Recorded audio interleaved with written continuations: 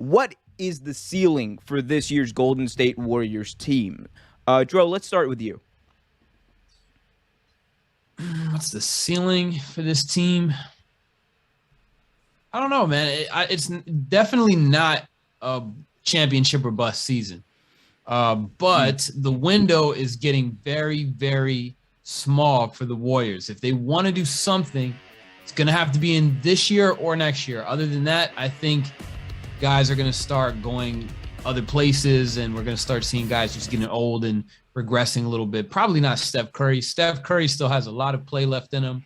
But as far as this championship window with this team, they got to get something going, but it's not a championship or bust. At the same, I know it might sound kind of crazy, but I don't know, man. 4-0 is a good start.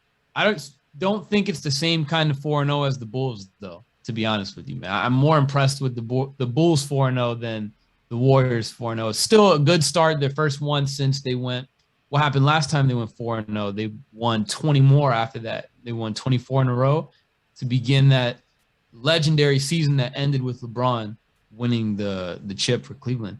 But I don't know, Brooks, what do you think, man? What is the ceiling for the Golden State Warriors this year? I say conference finals. I think they can make the conference finals realistically if, again, Steph Curry continues to play like the maniac he is. If Klay Thompson can come back and be like at least, I say 90% of what he was before he tore his ACL and Achilles. And we see something happen with Andrew Wiggins. Can he actually become that third superstar that everybody thought that he could be? I mean, Maple Jordan was supposed to be like that, and we see that he's really not that guy. So nickname. I love Maple Jordan. That's a great nickname, bro. That's a great nickname, bro. The Canadian Michael Jordan. That's tough. Think about the hype that this guy had coming out of high school. Like, this was a tough guy. And he showed his true colors. And then the Cavs made the best decision in the world and got rid of his ass. Maybe. I mean, you never know what could have happened if it was Kyrie, Kevin Love, and Andrew Wiggins. Yeah, I know. Kyrie would have left. That might have been a nice little. Kyrie would have left anyway. Kyrie would have left anyway because he's like, man, Andrew Wiggins taking my shine. Bounced. Maybe. I truly believe without LeBron, I think Kyrie actually would have left sooner. So, I don't think that team would have been together, and they needed to trade Andrew Wiggins in order to get Kevin Love. So, I just think it was like kind of like fate for them to not ever it was fate. It was meant to be. I think it that way. But going back to the Golden State Warriors, guys, the Golden State Warriors, their entire season the success this season is going to be dictated by whether or not Klay Thompson comes back, one, healthy, and at least I want to say I'll be generous and say 75% of what he was before the injuries. I think a lot of people just expect Klay to come back. I'm like, no, this is like right now, they're playing without Klay Thompson, and Klay Thompson, he's not played in a game since 2019, since he got injured in those finals. It has been a long time, so they're gonna obviously have to load manage him. You'll probably, like Brooks said, you'll probably see him get some play time in the closer to Christmas, and then hopefully as they're playing well, he'll get put into the mix a little more. And if we see spurts of that same Klay Thompson, I genuinely think that this is a team that is not only dangerous enough to get to the playoffs and win in the playoffs, but get to the playoffs and give the Lakers a run for their money. Because one thing we know about Steph, one thing we know about Klay, one thing we know about this Warriors team, Steve Kerr, they know how to play LeBron James. And granted, the teams that LeBron had in Cleveland were not as talented as the teams that he has in LA.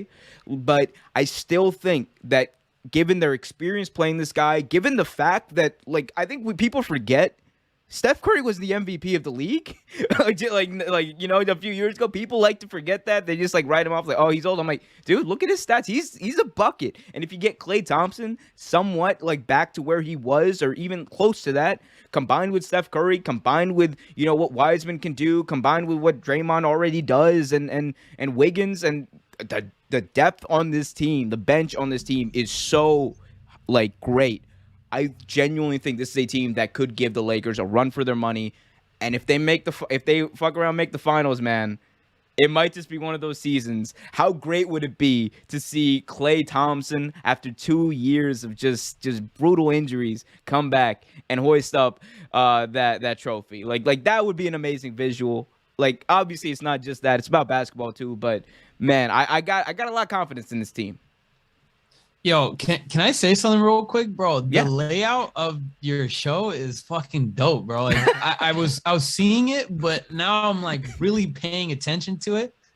That's dope, man. Like, yo, hey, y'all should hit the subscribe button. If you guys aren't already subscribed, just off the layout alone, like not even, for the dope sports takes and shit, just off the layout alone. Shit is dope. But anyways, I see why people are saying that this is like being on First Take, man, because the graphics are like that, bro. I that's crazy, appreciate that. I appreciate that. That's crazy. But yeah, and on top of everything you just said, he also led the league in scoring last year. Steph Curry is proven. He has. I think the last thing that he really needs for his resume is that Finals MVP. He really needs to be the big dog. He needs to not need a Kevin Durant or somebody to come and save his ass. He needs to be the guy. With Klay Thompson, cool, but nobody else, man. Do not go out there and trade for a big, if Luka, I don't want to see none of that shit. Steph Curry needs to win the Finals MVP if he's gonna ever really, prove himself as.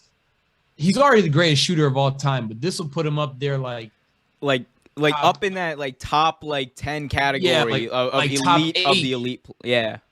Maybe somewhere in the top 10. Yeah. Yeah. Because he's not right now, but he would be if he wins the Finals MVP. Omer, I need you to say something about what Pedro just said, man. Because he said Steph Curry needs to be the top dog on a championship level team in order for I was gonna say y'all pay attention. I paid attention in 2014, 2015 when I played close attention. My team lost that. It wasn't me that said that, because I know. We talked about this the other day too. No. Yeah. What I'm saying is like from the aspect of just taking over the game, because he had good stats, but he was never taking over games. Thanks for watching this video from Real Take Sports Talk. Remember to like, share, subscribe, hit that notification bell so you get notified whenever a new video is released. Also remember to check out our live show every single Thursday at 8 p.m. right here on the YouTube channel. And remember, keep it real.